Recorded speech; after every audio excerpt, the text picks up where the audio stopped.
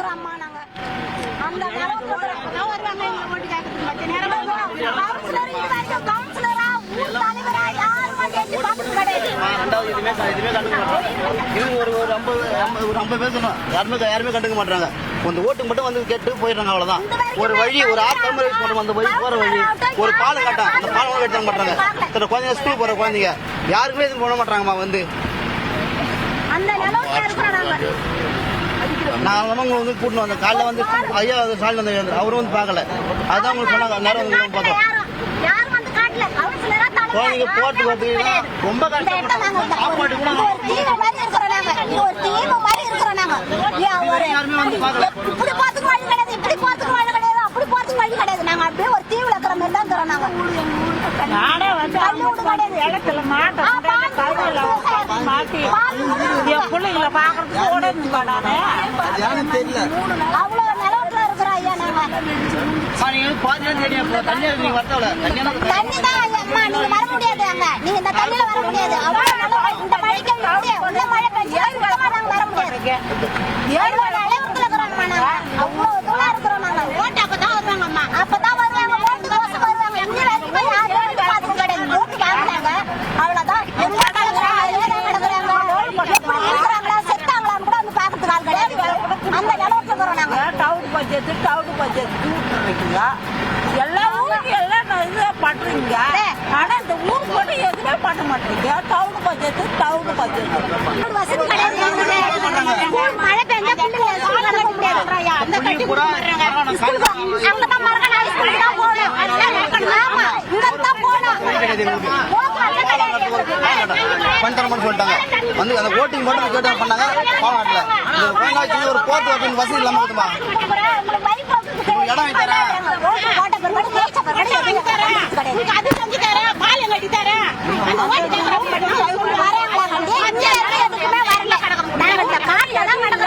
அததான் சொல்றேன். நாங்க ஒரு தீவுல கிடக்குறோம்.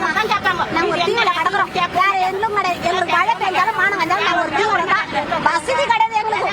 ஒரு பால் வாங்கணும்னா கூட நாங்களுக்கு நிலவரம் கிடையாது. வெள்ளத்துல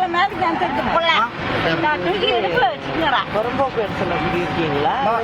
இருக்குது, புறம்போக்கு இருக்குது. ஆமா ஆமா, நாங்க ஒரு 6-7 நாங்க வந்து புறம்போக்கு தான் இருக்கிறோம். ஒரு 5-6 இருக்கிறாங்க. ஒரு 5 ஊருக்கு ஆசிப்பாடு உங்களுக்கு மண்ணி வீட்டு பிச்சு போங்கன்றாங்க. அவங்க எங்க போறாங்க? நாங்க வந்து இடம் வாங்கி தரோம் சொன்னாங்க. இடம் வாங்கி தரலாமா? ஒரு 6-7 ஊடு போறாங்க புறம்போக்குல பட்டாதான் எங்களுக்கு வந்து பிரிச்சு போன்றாங்க. நாங்க எங்க பிரிச்சு எங்க இடம் இல்லாத நாங்க எங்க போறது? ஒரு 3 நாளைக்கு முன்னாடி ரோடு ஃபுல்லா தண்ணி, எந்த ஒரு வண்டி வர முடியாது. அப்படி வர அந்த சூழ்நிலை கூட யாரும் வந்து எட்டி பார்க்க மாட்டாங்க. அது எதுன்னு தெரிய மாட்டாங்க. 3 நாளைக்கு முன்னாடி திரும்ப தண்ணிமா யாரும் வர மாட்டாங்க.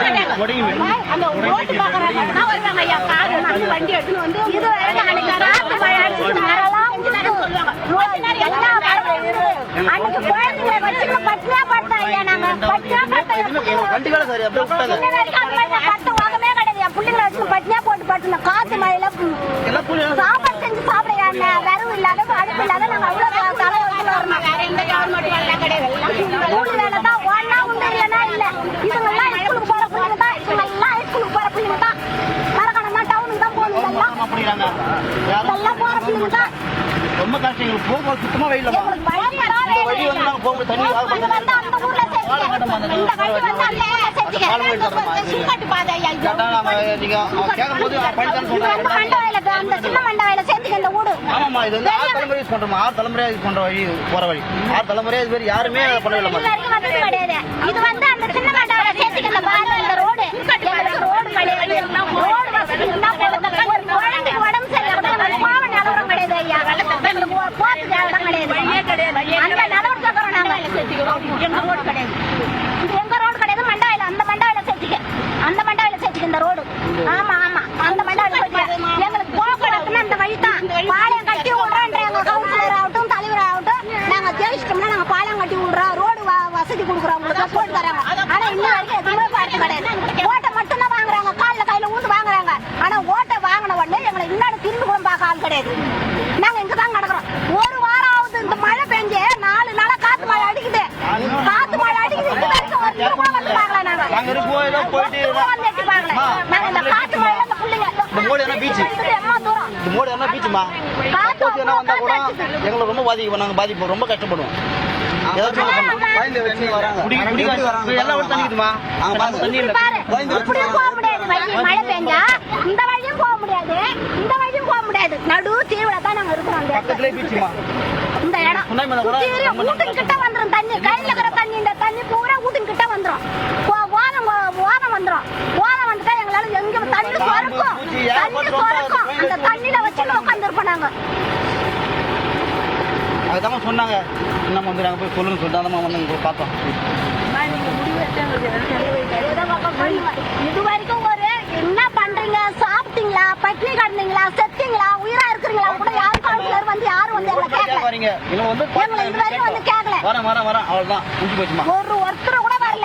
தலைவர் ஆகட்டும், கவுன்சிலர் ஆகட்டும் இது வரைக்கும் வந்து பார்த்தது கிடையாது.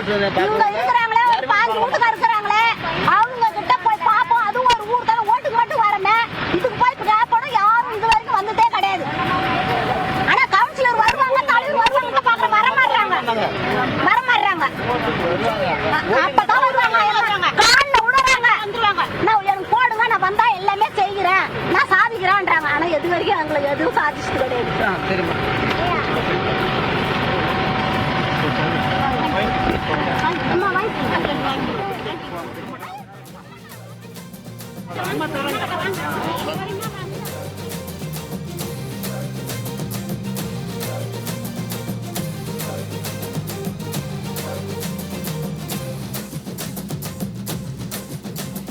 மரக்காணம் முடங்கிமேடு பகுதிக்கு தற்போது புரட்சித்தாய் சின்னம்மா அவர்கள் வருகை புரிந்திருக்கிறார். அப்பகுதி மக்கள் தங்கள் குறைகளை கூறி வருகின்றனர். அதை தாயுள்ளத்தோடு புரட்சித்தாய் சின்னம்மா அவர்கள் கேட்டறிந்தார். அப்பகுதி மக்கள் ஒரு தனி தீவில் இருப்பது போல இருப்பதாகவும், ஆட்சியாளர்கள் யாரும் இதுவரை வந்து தங்களை சந்திக்கவில்லை, யாருமே அவர்களை சந்தித்து ஒரு ஆறுதல் கூட கூறவில்லை என்ற கோரிக்கையை முன்வைத்தார்கள்.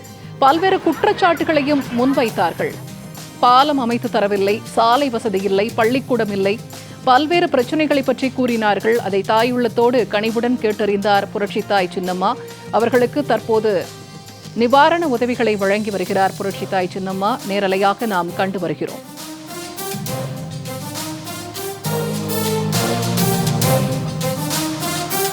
தேர்தல் நேரங்களில் மட்டும் ஓட்டு கேட்பதற்காக மட்டுமே ஆட்சியாளர்கள் தங்களை வந்து சந்திப்பதாகவும், காலில் விழுந்து ஓட்டை வாங்கிவிட்டு தங்களை மறந்து விடுவதாகவும் அப்பகுதி மக்கள் குற்றச்சாட்டை முன்வைத்தார்கள்.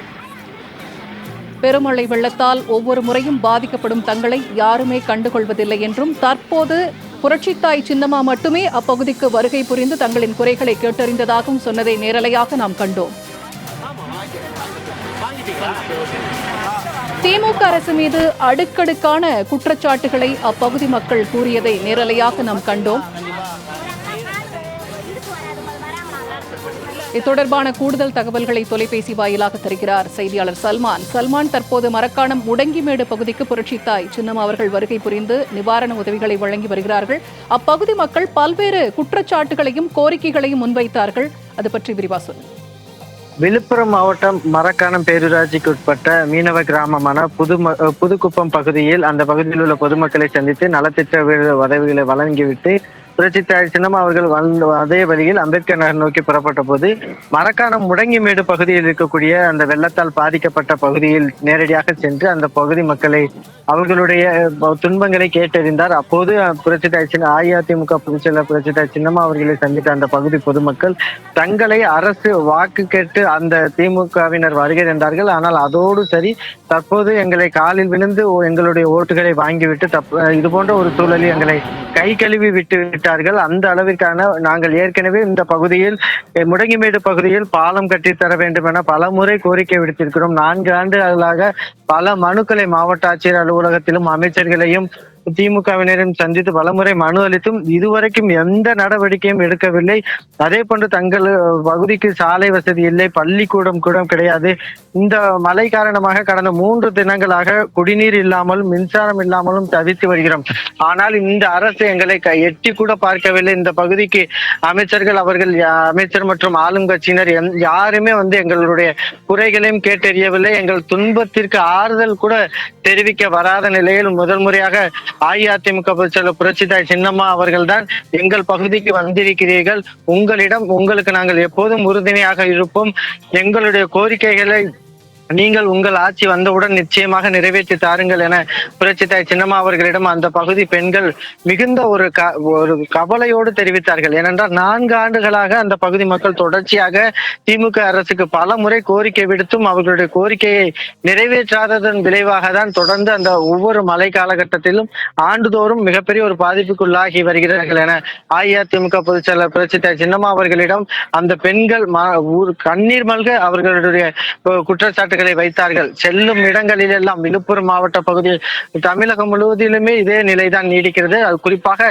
விழுப்புரம் மாவட்டம் பேரிடரால் மிகப்பெரிய ஒரு துன்பத்திற்கு பெரும் துயரத்திற்கு ஆளாகி இருக்கிறார்கள் விழுப்புரம் மாவட்ட மக்கள். அப்படியாக தான் ஏற்கனவே திண்டிவனம் தாலுகாவிற்கு உட்பட்ட பல்வேறு பகுதிகளுக்கும் அஇஅதிமுக பொதுச்செயலாளர் புரட்சித்தாய் சின்னம்மா சென்ற பொழுது திமுக அரசினுடைய அந்த அவல நிலையை, திமுக அரசினுடைய மக்கள் விரோத செயல்பாடுகளை அந்த மக்களே புரட்சித்தாய் சின்னம்மா அவர்களிடம் கூறினார்கள். தற்பொழுது மரக்காணம் பகுதியிலும் மிகப்பெரிய இந்த கனமழையால் மிகப்பெரிய ஒரு பாதிப்பை சந்தித்திருக்கிறது. ஒவ்வொரு பொதுமக்களுமே அரசு தங்களை கைவிட்டு விட்டதாகவும், இந்த அரசு வாக்குகளை பெறுவதற்காக தங்களை ஏமாற்றி ஓட்டுகளை பெற்றுவிட்டு தற்பொழுது எந்த ஆதரவும் இல்லாமல் எங்களை தனிக்காடாக மாற்றிவிட்டார்கள், தீப்பு போல மாற்றி விட்டார்கள் எனவும் அந்த பகுதி மக்கள் புரட்சித்தாய் சின்னம்மாவிடம் கூறியிருக்கிறார்கள்.